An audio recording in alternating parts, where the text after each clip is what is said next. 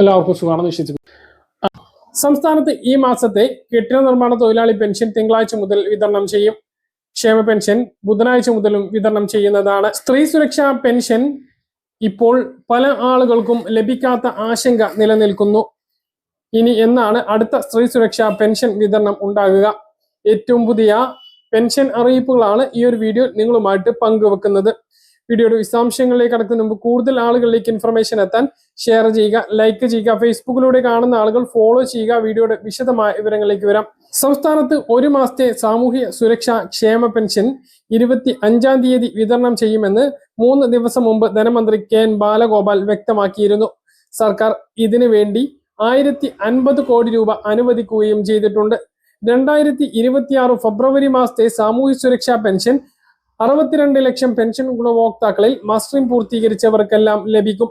വിധവ അവിവാഹിത pension വാങ്ങുന്നവർക്ക് life certificate നൽകാത്തതുകൊണ്ട് ഈ മാസത്തെ പെൻഷൻ മുടങ്ങുന്നതല്ല. 2026 മാർച്ച് 31 വരെ വിവാഹിതയല്ല അല്ലെങ്കിൽ പുനർവിവാഹിതയല്ല എന്ന സർട്ടിഫിക്കറ്റ് നൽകുന്നതിന് വേണ്ടിയുള്ള സമയമുണ്ട്.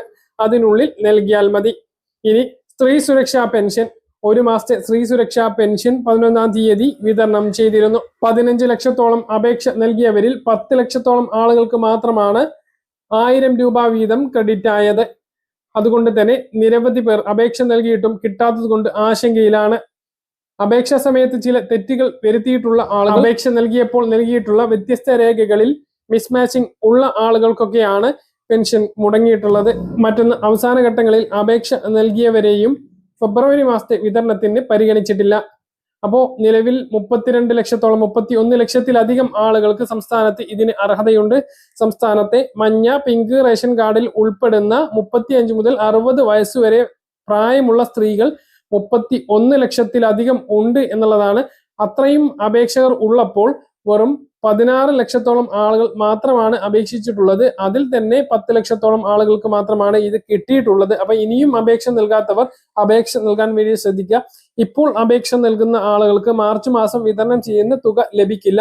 എന്നാൽ മാർച്ച് മാസത്തിൽ 10 ലക്ഷം ഇതുവരെ കിട്ടിയിട്ടുള്ള ആളുകൾക്കല്ല, കൂടുതൽ ആളുകൾക്ക് ഇത് കിട്ടും എന്നാണ് ധനമന്ത്രി കെ.എൻ. ബാലഗോപാൽ വ്യക്തമാക്കിയിട്ടുള്ളത്. ഇനിയും അപേക്ഷ നൽകാത്ത ആളുകളും തെറ്റുകൾ കാരണം റിജക്റ്റ് ആയിട്ടുള്ള ആളുകളും ഇനി പറയുന്ന കാര്യങ്ങൾ ശ്രദ്ധിക്കണം. വീട്ടിൽ 35 മുതൽ 60 വയസ്സ് വരെയുള്ള സ്ത്രീകൾ ഇതിന് അപേക്ഷിച്ചിട്ടില്ല എങ്കിൽ, മഞ്ഞ, പിങ്ക് റേഷൻ കാർഡിൽ ഉൾപ്പെടുന്ന മറ്റ് സാമൂഹ്യ സുരക്ഷാ ആനുകൂല്യങ്ങളൊന്നും ലഭിക്കാത്തവരാണ് എങ്കിൽ ഇതിനു വേണ്ടിയിട്ട് അപേക്ഷ നൽകാൻ വേണ്ടിയിട്ട് ശ്രദ്ധിക്കുക. മറ്റുള്ളവരും ഈ കാര്യം, വീട്ടിലുള്ള മറ്റുള്ള അംഗങ്ങളും ഈ കാര്യം അവർ അപേക്ഷ നൽകിയിട്ടുണ്ട് എന്ന് ഉറപ്പുവരുത്തുക.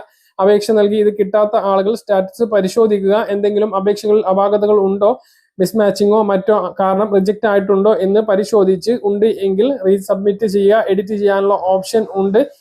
1 and same സർട്ടിഫിക്കറ്റ് നൽകണമെങ്കിൽ അതുകൂടി നൽകിയതിന് ശേഷം വീണ്ടും സബ്മിറ്റ് ചെയ്യുക. അപേക്ഷ വിളിച്ചപ്പോൾ തന്നെ അപേക്ഷ നൽകിയിട്ടും കിട്ടാത്ത ആളുകൾ നിങ്ങൾ എവിടെ നിന്നാണോ അപേക്ഷ നൽകിയിട്ടുള്ളത് അതേ സെന്ററിൽ തന്നെ പോയിട്ട്, അക്ഷയ കേന്ദ്രങ്ങളിൽ തന്നെ പോയിട്ട് അപേക്ഷ സ്റ്റാറ്റസ്, അപേക്ഷാ നില പരിശോധിക്കാൻ വേണ്ടിയിട്ട് ശ്രദ്ധിക്കുക. അടുത്ത വിതരണം മാർച്ച് 15-ന് മുമ്പ് ഉണ്ടാകും എന്നുള്ളത് തന്നെയാണ് ഇപ്പോൾ നമുക്ക് ലഭിക്കുന്ന വിവരങ്ങൾ.